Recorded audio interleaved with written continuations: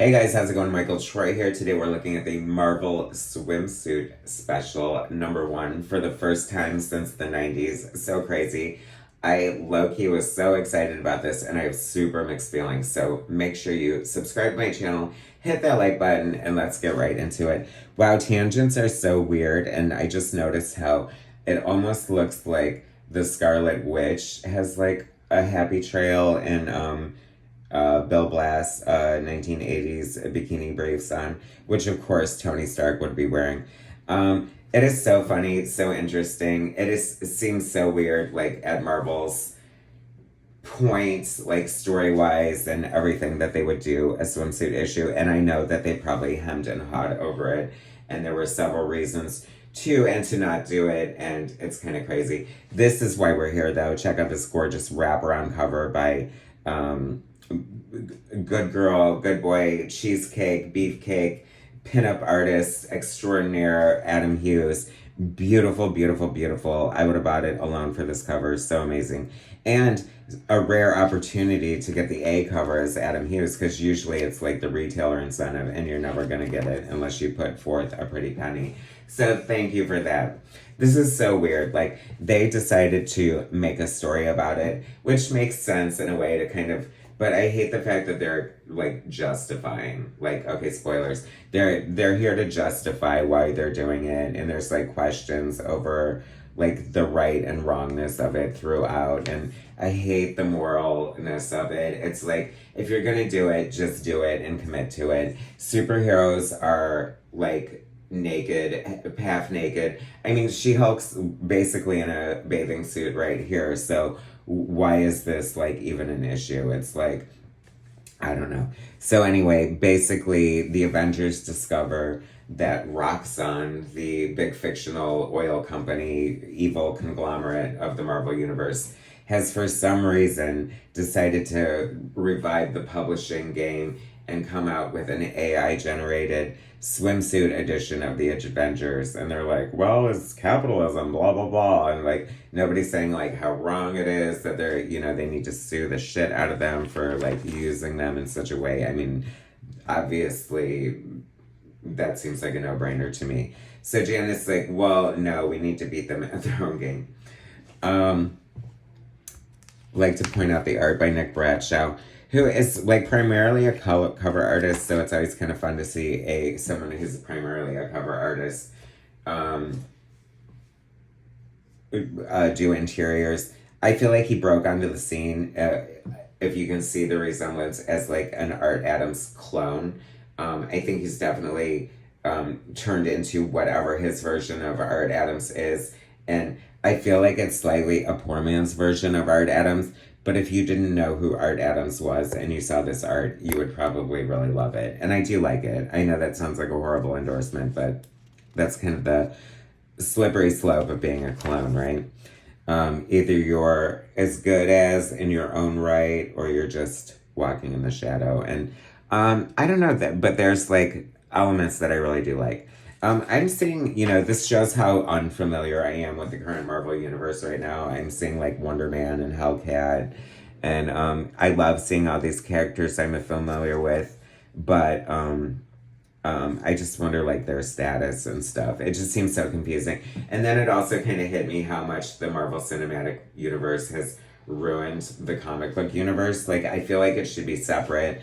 Like, you can tell, like, they look so handsome right there, but you can tell like he's trying to make him look like Tony Stark, or Robert Downey Jr. So that is the Iron Man of this universe now, and I feel like they're all part of this bro club. Like, it feels like this club that I would never be part of. They're all friends. They all hang out together. Janet's like recruiting everybody in the Marvel Universe to be part of their swimsuit edition. And so this feels like, getting the team together, except for the purpose of doing, TNA. And it's so weird. So they pepper it with pinups that, were the only real thing in the prior swimsuit editions. Like, it was nothing but pinups. And kind of that's the way it should be in a way. I mean, I feel like the story isn't horrible, but it's just like, I don't know, kind of unnecessary and kind of cringe in a lot of ways. But there's some fun art in here. It's funny to just look at it and kind of realize the dearth of like great artists at Marvels. I feel like if this is the best, I'm not like loving it.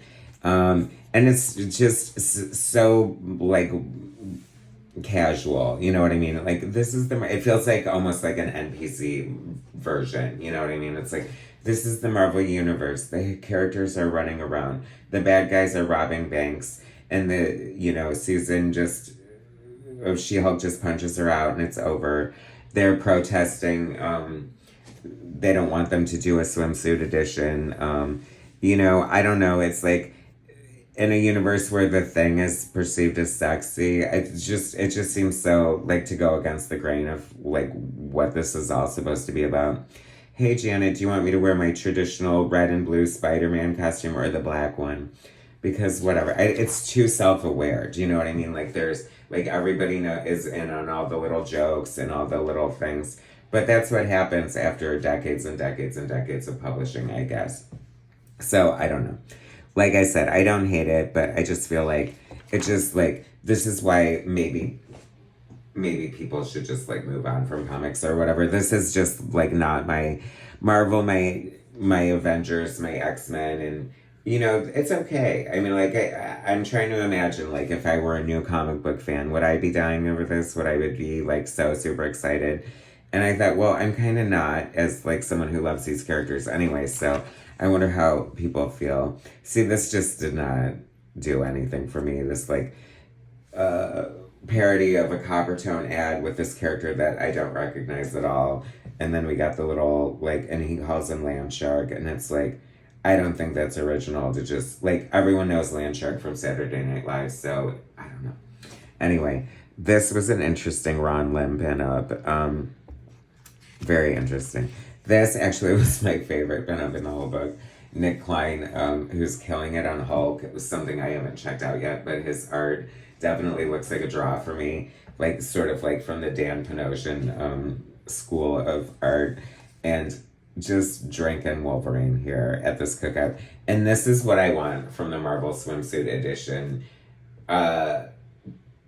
Tongue-in-cheek, cheesecake, beefcake, self-aware in a wink and a smile kind of way that this is silly. He's got the Borat unitard on, and he's grilling a sausage. I'm imagining it must be a Canadian sausage, but tangents matter. That looks hilarious.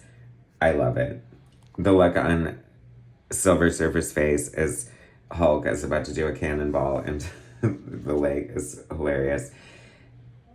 Deadpool grosses me out. His naked body grosses me out. Yuck. Like, ew. So anyway, I can't believe this is all about trying to recruit. You know, who do you think of when you think of for a swimsuit edition? Cloak and Dagger? Sure, why not? The Punisher? Nothing so sexy like that. And then they do this callback to this old thing. But I don't know. I feel like, are they making fun of it? I don't know. Like, I don't know. There's just something so off about it. But once again, here I am, $6 later.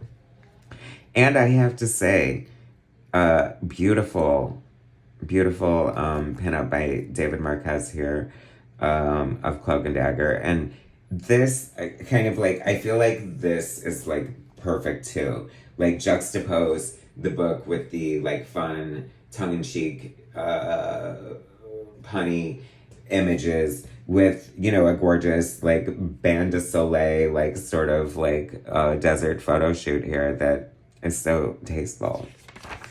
And we didn't know we needed. As much as I love Olivier Coipel as an amazing artist, beautiful. This is a stunning shot of Namor. I love it. But I couldn't help but think, like, he's always in a bikini. Like, how is this different? So, whatever. Kind of fun. She-Hulk and Rocket Raccoon. I'm down with this stuff. I think they should do, like, why are they not collecting the original swimsuit editions? This does nothing for me, and this either. Like, I'm just like, this kind of show, like, this doesn't look like comic book art to me. This is fun by Luciano Vecchio. Um, very, very hot shot of Power Man and Iron Fist here. Totally love it. Adam Hughes, She Hulk. This is sublime. This is amazing.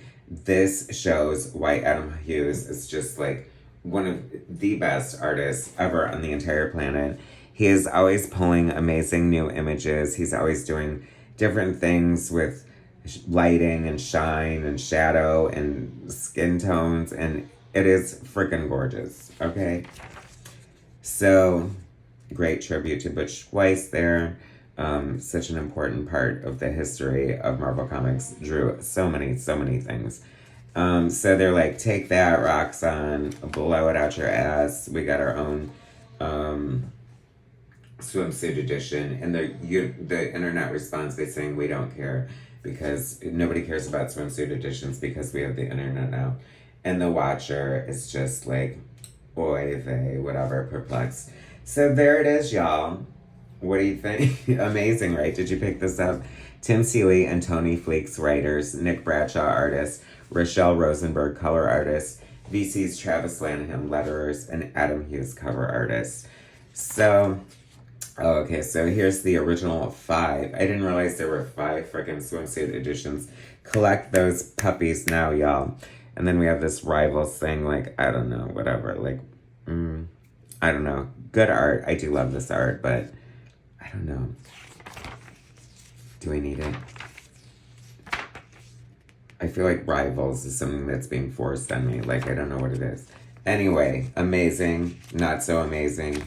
Fun. Necessary. What do y'all think? I'm dying to know. Please sound off in the comments. Thanks for watching, guys. Look at Wanda's hairy belly. Oh my god, what is she doing? No.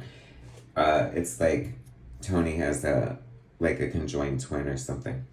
Thanks for watching. Subscribe to my channel if you haven't already. Hit that like button and I'll bring you more soon.